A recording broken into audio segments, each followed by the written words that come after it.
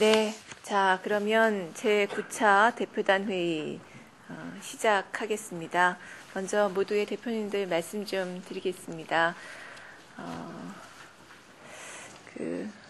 지난주에 한나라당 고승덕 의원의 돈봉투 발언 이후에 정치권이 금권비리의 구태를 벗어나지 못했음이 속속 드러나고 있습니다.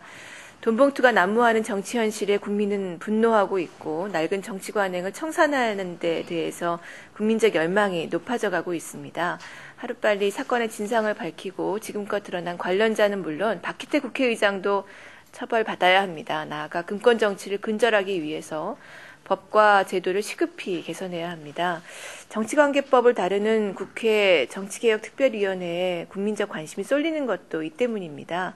그러나 여야는 정개특위 소위를 어제 비공개로 연대 이어서 간사들만 참여한 이른바 6인위원회를 만들어서 여기서 주요 쟁점에 대한 합의를 완료한다고 합니다. 정치개혁 방안을 논의한다면서 비공개 협상으로 밀실야합이라는 구태정치를 다시 재현하고 있습니다. 구태정치에 대한 국민적 분노를 여야의 밀실 합의로 덮어둘 수도 없고 그렇게 해서도 안 됩니다. 통합진보당은 국회 정개특위가 국민적 요구에 맞게 정상적이고 공개적인 방식으로 운영되어야 진정한 정치개혁도 이루어질 수 있다고 판단합니다. 정당개혁 없이는 결코 정치개혁이 이루어질 수 없습니다. 지금 중앙선관위가 말하고 각 정당이 검토하고 있다고 하는 전당대회를 선관위에 위탁하는 정도로는 종이당원이 난무한 낡은 정당 구조의 근본적인 개혁 없이는 어떤 정치개혁도 근본적으로 불가능하다고 봅니다. 평범한 시민들이 당원이 되고 그들이 직접 당의 주요한 결정을 하고 당직 공직자를 모두 선출하는 진성당원제가 이루어지는 것이 정치개혁의 출발이고 또 그것이 담보라고 판단합니다. 진성당원제를 충실하게 실행하고 있는 통합진보당이 당원 민주주의를 근간으로 한 정당개혁이 모든 정당에 이루어질 수 있도록 앞장서려고 합니다. 정당을 깨끗하고 합리적으로 운영하는 제도를 만들어낼 수 있도록 애쓰겠습니다. 또 교사 공무원의 정치 기본권을 보장해서 국민의 정치적 기본권을 확대하고 독일식 정당 명부 비례대표제를 도입해서 민심이 선거에 정확하게 반영되게 하는 정치 개혁을 완수하겠다는 약속, 이 돈봉투 사건을 즈음해서 다시 드립니다. 네, 유시민 대표님. 네. 예, 최근에 집권 여당 또 비롯한 여러 정당 안에서 벌어지고 있는 금권 선거, 금권 정치 문제를 접하고 국민들이 진짜 정치를 걱정해야 되는 그런 상황을 다시 맞고 있습니다. 아직 검찰 수사가 진행 중이어서 우리가 예단하는 것은 아직 이릅니다만 지금 노출되고 있는 여러 상황을 보면 청와대가 여러 사건에 연루되어 있을 그런 가능성이 있는 것으로 보입니다. 우선 디도스 선관위 홈페이지에 대한 디도스 공격 사건 때도 청와대 행정관들이 연루되어 있었고요.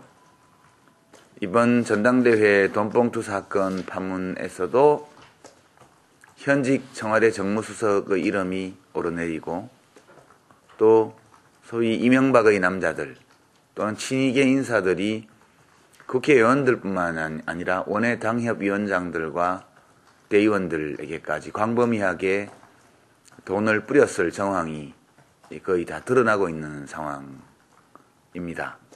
만약 청와대 인사들이 이 일에 관련이 되어 있다면 소위 친이계의 박희태 당대표를 세우기 위해서 이 불법 자금을 조달하고 살포하고 하는 과정에 청와대 관련자들, 대통령의 측근들이 개입돼 있다면 이것은 정말 심각한 사건이 아닐 수 없다 이런 말씀 드리면서 끝까지 검찰이 있는 그대로 사실을 수사해야 할 것이고 만약 이것이 미진하게 끝난다면 앞으로 저희 야당들이 진상을 규명하기 위해서 있는 힘을 다해서 싸워나갈 것이다 이런 말씀을 드립니다. 차제에 아예 청와대와 관련이 있다면 국민 앞에 자백하고 용서를 구하는 것이 빨리 사건을 수습하는 길이다. 이런 충고의 말씀을 드립니다.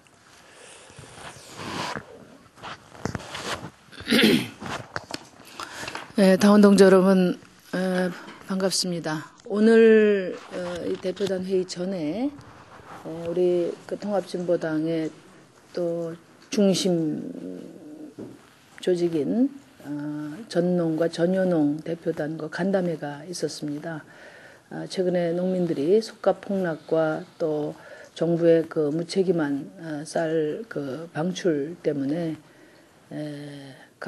전국 각 농가에 피울음이 지금 번지고 있습니다. 우선 이제 통합진보당이 창당되면서 농업 정책이 조금 그 소홀히 다뤄지고 있지 않냐 하는 그런 문제 제기가 있었습니다. 저희가 창당하면서 각 분야별 그 대화와 소통이 매우 부족했다 하는 점을 느낄 수 있었습니다. 그러나 이 자리에서 분명히 저희가 확인드릴 수 있는 것은 농민은 우리 통합진보당의 누가 뭐래도 중심이다.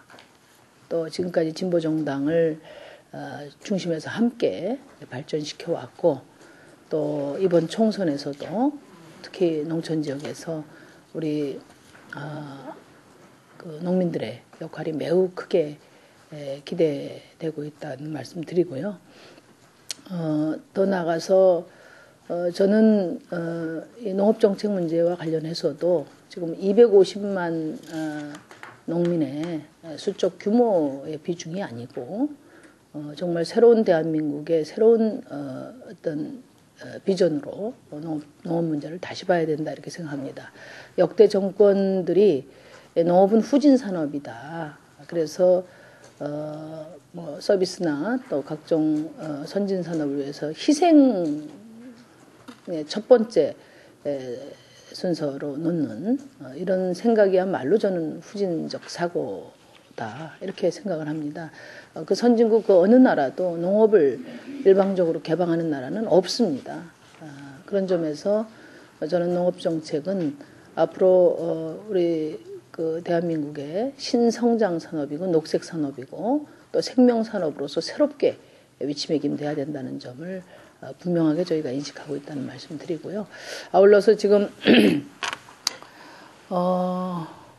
소들이 죽어가고 있습니다. 얼어 죽거나 구제역 때문에 죽는 것이 아니고 지금 사료값 폭등 때문에 굶어 죽고 있습니다. 이런 와중에 또 지금 정부가 얼마 전에 그 비축했던 2009년도에 비축했던 쌀을 풀어냄으로써 농민들의 지금 분노가 또 고통이 하늘을 찌르고 있습니다. 그 비료값은 지금 한 1년 새 한 30% 정도 올랐는데 지금 젖소 송아지 값은 1년 전에 한 25만 원대 되던 것이 지금 한 10,000원대로 폭락했습니다. 더 이상 그 소를 감당할 지금 최소한의 지금 여력이 없는 그런 상황이고요. 그런 상황에서 지금 정부가 지금 최소한의 긴급 대책도 지금 방치하고 있습니다. 서기용 장관이 이런 와중에 지금 FTA 홍보 대사가 돼서 선진농업 원년 같은 그런 황당한 이야기를 하면서 농민들의 가슴에 분노에 불을 붙이고 있다.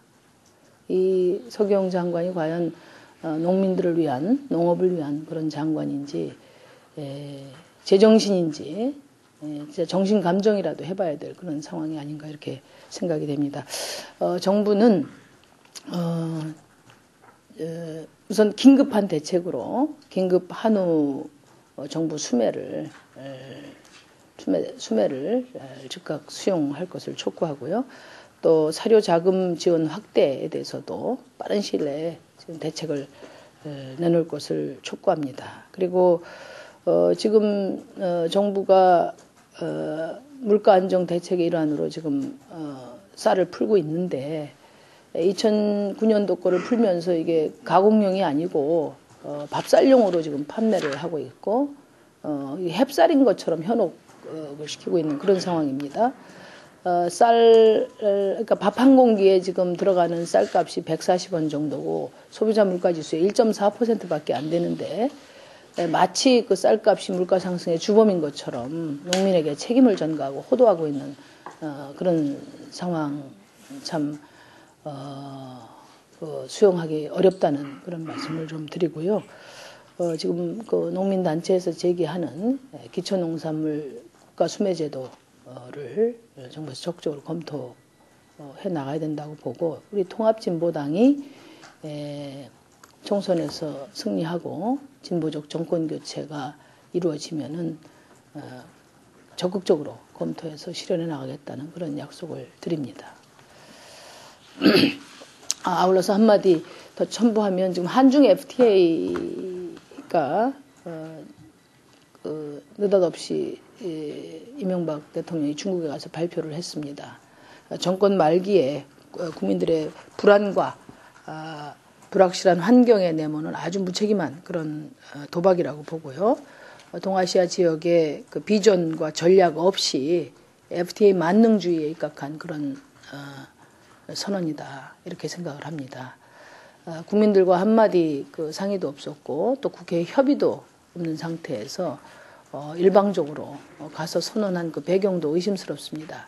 지금까지 친미 편향 외교로 일관하다가 느닷없이 지금 중국의 FTA를 한중 FTA를 선언한 것은 그것은 미국 편향 외교에 대한 비난을 만회하고자 하는 그런 꼼수가 아닌가 이런 생각이 들고요. 임기 말년에 이런 민생 경제 또 정치 외교의 중요한 역할을 중요한 의미를 갖고 있는 이 한중 FTA를 추진하는 것은 그것은 주제넘은 일이다. 이 점을 분명히 말씀드리고요. 그러니까 오늘 정권 교체 이후에 새로운 정부에서 이 문제는 원점에서 동아시아 공동체의 비전 속에서 재검토돼야 된다는 점을 강조합니다. 이상입니다. 네, 오늘 회의는 심의가 19대 총선 지역 후보 관련된 논의가 있고요. 그리고 의결 안건으로서 첫 번째 전국운영위원회 안건 심의 제출의 건, 그리고 두 번째 19대 총선 장애인 후보자 지원 방안, 세 번째 19대 총선 여성 후보 발굴위원회 구성건, 네 번째 노회짬법 제정을 위한 특별대책위원회 설치건, 다섯 번째 밀실야합 저지 올바른 정치개혁 실현 특별위원회 설치건이 있습니다. 그리고 보고사항으로서 첫 번째는 19대 총선 예비후보자 자격심사위원회 활동 보고가 있고요. 두 번째로 문서에는 들어가 있지 않은데요. 후보조정위원회 활동 보고가 있습니다. 그리고 세 번째로 노동위원회 활동 보고, 네 번째로 농민위원회 활동 보고, 이렇게 보고사항이 네 가지 준비되어 있는데요. 안건에 더 추가해서 논의해야 될 게 있을까요? 이렇게. 예, 없는데 네. 그 당원들을 위해서 보충 설명드리면 네. 오늘 전국운영위원회 안건 심의 제출건은 이제 일요일 날 그런가요? 15일.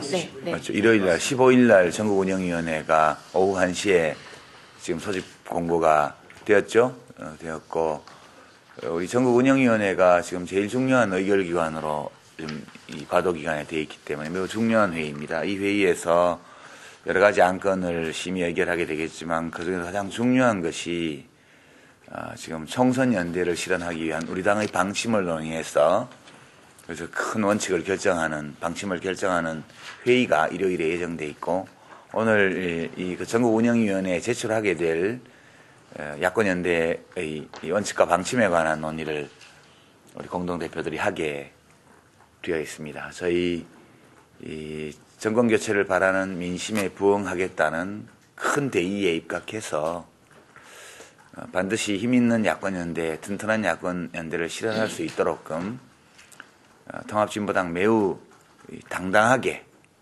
대의에 입각해서 이렇게 할 수 있도록 그 원칙을 정하도록 하겠습니다. 원칙이 정해지면 다음 주 초에 우리 당 입장을 발표를 하고 이렇게 이제 진도를 나가게 될 것 같습니다. 아마 당원 동지 여러분들 제일 큰 관심이 역시 우리 통합진보당 당원들께서는 이명박 한나라당 정권을 어떻게 심판하고 또 진보적 정권 교체를 어떻게 이룩하며 정권 교체를 한 다음에 우리 당이 해야 될 과제들을 힘있게 해나가기 위해서 지금 뭘 해야 될 것인가에 가장 큰 관심을 가지고 계시려고 믿습니다. 저희 공동대표들이 당원 여러분의 뜻에 따라서 잘 논의해서 아주 좋은 야권연대의 방침을 말씀드리도록 그렇게 하겠습니다. 네, 자 그러면 회의 계속하겠습니다.